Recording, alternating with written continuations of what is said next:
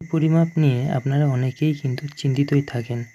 আজ আমি আপনাদের সঙ্গে শেয়ার করব যে কিভাবে আপনারা বর্গাকার জমি কিংবা আয়তাকার জমি কিংবা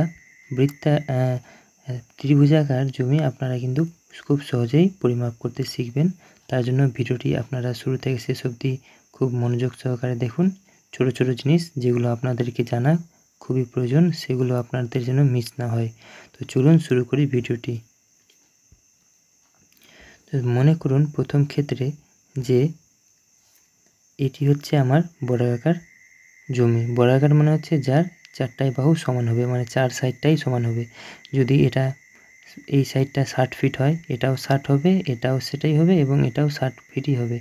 তার জন্য আমাদের তারপরে কি করতে হবে, যদি আমরা এই জিনিসটা জানি, আমাদেরকে যখন ফিতা দিয়ে আমরা বের করে নেব, তারপরে আমাদেরকে এটার ক্ষেত্রফল মানে যার স্কোয়ার ফিট হয়, ঠিক আছে, ক্ষেত্রফল বের করতে হবে। তো ক্ষেত্রফলের ফর্মুলা হচ্ছে গিয়ে মানে বাহুর স্কোয়ার, মানে একটা সাইড যদি 60 হয় তাহলে 60 ইন্টু 60, তাহলে এটা কত হলো 3600 স্কোয়ার ফিট হয়ে গেল। এটা 3600 স্কোয়ার ফিট, ঠিক আছে। তাহলে এটা হচ্ছে কি আমাদেরকে প্রথমে স্কোয়ার ফিটটা সবসময় বের করতে হবে।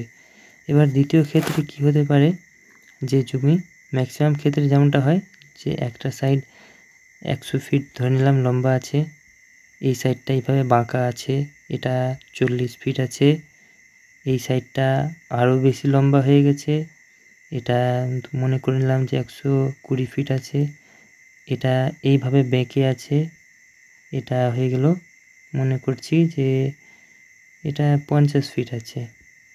এইভাবে ম্যাক্সিমাম ক্ষেত্রে জমির মাপ এইভাবেই এলোমেলো থাকে, সেটা নির্দিষ্টভাবে থাকে না। তো এর জন্য আমাদেরকে কয়েকটা জিনিস আগে করতে হবে। তাহলে এখানে আমরা কটা দৈর্ঘ্য পাচ্ছি, এখানে লম্বাটা একটা এই সাইড হচ্ছে, একটা এটা সাইড হচ্ছে, আর চৌড়ার মধ্যে একটা 40 হচ্ছে, এটা 50 হচ্ছে। তো আমাদেরকে কিন্তু গড় বের করতে হবে, গড়, ঠিক আছে। তো আগে আমরা যদি দৈর্ঘ্যটা মানে 100 আর 120 গড় বের করি, তাহলে কি করতে হবে, 100 আর 120কে যোগ করব, 100 প্লাস 120/2, এটা হয়ে গেল আমার দৈর্ঘ্য, ঠিক আছে, দৈর্ঘ্য হয়ে গেল। আর প্রস্থ মানে যেটা চওড়া বলে, সেটা হচ্ছে আমার 40 প্লাস 50 আছে, 40 প্লাস 50 আছে, এটাকে আমাদেরকে 2 দিয়ে ভাগ করতে হবে। তাহলে এটা আমার চলে আসবে প্রস্থ, যেটা হচ্ছে চওড়া, এটা হচ্ছে লম্বা, ঠিক আছে, লম্বা, এটা হয়ে গেলো আমার চওড়া, চওড়া হয়ে গেল, ঠিক আছে। তাহলে এটা এবার দেখবো যে এটা কত হচ্ছে, এখান থেকে হয়ে গেল এটা 100, তাহলে এটা 220/2, ঠিক আছে, এটা 220/2 হলে কত হবে 110, তাই তো। তাহলে গড় আমার কত আসলো, লম্বার গড়, এটা হয়ে গেলো আমার লম্বা, লম্বা 110, আর এটা হচ্ছে গিয়ে 90, 40 আর 50 হয়ে গেলো গিয়ে 90/2, তাহলে এখানে হবে গিয়ে আমার 45, এটা হচ্ছে গিয়ে এটার চওড়াটা, ঠিক আছে। তাহলে আমি এবার তাহলে কি পেয়ে গেলাম, আগেকার মতো। এবার তাহলে আমার যদি এই জমিটাই থাকে, তাহলে আমি লম্বা পেয়ে গেলাম 110, চওড়া পেয়ে গেলাম 45, ঠিক আছে। মানে এটা থেকে এই পোর্শনটা থেকে, এক সেকেন্ড, এই পোর্শনটা থেকে আমি এই পোর্শনটা তৈরি করে নিলাম, ঠিক আছে, আমার হিসাবের সুবিধার্থে। এবার কি করব, এবার আমাদের করতে হবে যে আবার ক্ষেত্রফল বের করতে হবে, যেমনি ক্ষেত্রফল বের করেছিলাম সেইভাবেই। তাহলে হচ্ছে গিয়ে আমার 110 ইন্টু 45, এটা আমাকে গুণ করে বের করতে হবে। তাহলে করে দেখি কত হয়, 110 গুণিত 45 কত হলো, 4950 স্কোয়ার ফিট হলো। আমরা এবার বর্গক্ষেত্র পেয়ে গেছি, ঠিক আছে। এবার আমাদেরকে যেটার দিকে বিশেষ নজর দিতে হবে, মানে যেটা এবার মনে রাখার মতো বিষয়, এতটাতে আশা করি আপনাদের বুঝতে কোনো অসুবিধা হয়নি, ঠিক আছে। প্রথমে গড় বের করে নেবেন, তারপর এটার ক্ষেত্রফল আমরা কিন্তু পেয়ে যাব। এবার ক্ষেত্রফল চলে আসার পরে আমাদেরকে কয়েকটা জিনিস মনে রাখতে হবে, যে আমরা কিসে বের করতে চাইছি, শতাংশে বের করব, নাকি কাঠাতে বের করব, নাকি বিঘাতে বের করব, না একরে বের করব, কোনটা আমরা বের করতে চাইছি সেই জিনিসটা আমরা প্রথমে জেনে নিব, ঠিক আছে। তো মেনলি আমাদেরকে দরকার পড়ে শতাংশে বের করার, কিংবা কাঠাতে বের করার, কিংবা বিঘাতে বের করার। তাহলে এবার আমি দেখাই কিভাবে করবেন। দেখুন কি লেখা আছে, 1% সমান হচ্ছে গিয়ে 435.6 বর্গফুট। ঠিক আছে, 435.6 বর্গফুট।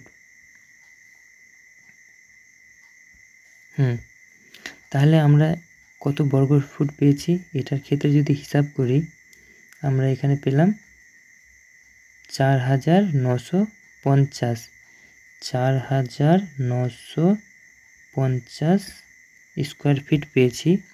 তাহলে শতাংশ যখন বের করব, শতাংশকে শতকও বলে অনেকজন, তো শতকটা মেনলি বেশি চলে। তাহলে এটাকে যদি আমরা শতকে বের করি, তাহলে আমাদেরকে ভাগ করতে হবে 435.6 দিয়ে। ঠিক আছে, এটা তাহলে এটা কিসে বেরোবে, এটা আমার শতক বা শতাংশ, অ্যাকচুয়ালি ওটাকে বলে শতাংশ, শতাংশতে বেরোবে।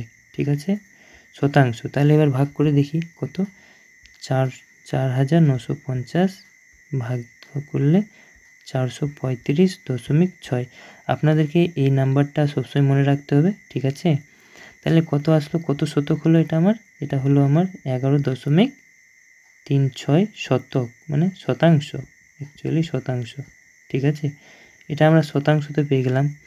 এবার আমাদেরকে কি বের করতে হবে, এবার যদি আমরা অন্য এককে বের করতে চাই, যেমনি দেখতে পাচ্ছি কাঠাতে বের করলে কত করতে হবে, 720 দিয়ে ভাগ করতে হবে। মানে আপনারা এইভাবে মনে রাখবেন, শতাংশকে যদি শতাংশ বের করতে চান তাহলে 435.6 দিয়ে ভাগ, কাঠাতে বের করতে চাইলে 720 দিয়ে ভাগ। ঠিক আছে, বিঘাতে বের করতে চাইলে 14,400 দিয়ে ভাগ, এই ধরনের করে। ঠিক আছে, তাহলে এবার আমি 720 দিয়ে এটাকে ভাগ করব। এই যে আমি কত পেয়েছি, এটা কত হয়েছে টোটালে 4,000, এটা হয়ে গেলো। এবার আমার নেক্সট হবে 4,950, এটাকে 4,950 কত যাবে এবার, 720 দিয়ে, 720 দিয়ে ভাগ করলে আমি কিসে পাবো, কাঠাতে। ঠিক আছে, তাহলে এটা ভাগ করে দেখি, 4,950কে ভাগ করব 720 দিয়ে, মানে 6.8। ঠিক আছে, এটা হলো আমার 6.8, এটা কাঠা বেরোলো। ঠিক আছে, এবার বিঘাতে বের করতে হলে নিশ্চয়ই তাহলে কি করতে হবে, এটার মান যেটা আছে, বিঘা যেহেতু অনেকটা বেরোয়, মানে অনেকটা বড় এলাকা, তাহলে এটাকে আবার 14,400 দিয়ে ভাগ করতে হবে। কাকে, যেটা পেয়েছিলাম 4,950কে ভাগ করতে হবে, তাহলে আমরা এটা কিসে পাবো, বিঘাতে পাবো, বিঘা। ঠিক আছে, তো এটার এখন দরকার নেই, মেনলি আপনাদেরকে এই দুটো মনে রাখতে হবে। একটা হচ্ছে 435.6 বর্গফুট, আর একটা হচ্ছে কাঠা।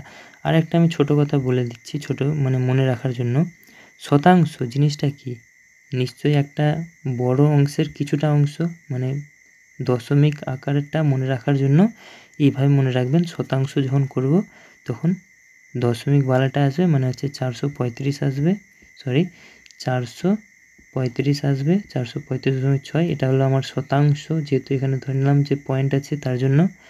আর যেখানে পয়েন্ট নাই সেটা হচ্ছে কি আমার কাঠা, এইভাবে মনে রাখতে পারেন, 720 কাঠা। আমার একটু লিখতে এলোমেলো হয়ে যাচ্ছে, যাই হোক আপনারা এই জিনিসটা আপনারা মনে রাখেন তাহলেই হবে। তো আশা করি আমি আপনাদেরকে বুঝাতে পেরেছি। তো আপনারা আরেকবার যদি ভিডিওটি দেখে নেবেন তাহলে কিন্তু অবশ্যই আপনাদের পুরো ডাউট ক্লিয়ার হয়ে যাবে। এবং এই ধরনের আরও ভিডিও পেতে আপনারা অবশ্যই চ্যানেলটিকে সাবস্ক্রাইব করবেন। এবং পরবর্তীতে আমি ত্রিভুজাকার, মানে যদি এইভাবে কোণ মারা থাকে জায়গা, তাহলে কিভাবে এটা বের করতে হয়, তাহলে আমি কিন্তু এরপরে একটি ভিডিওতে আমরা কিন্তু সেটাও দেখে নিব। তো অবশ্যই চ্যানেলে নতুন হলে চ্যানেলটিকে সাবস্ক্রাইব করবেন। দেখা হচ্ছে পরবর্তী ভিডিওতে। ভালো থাকুন, সুস্থ থাকুন।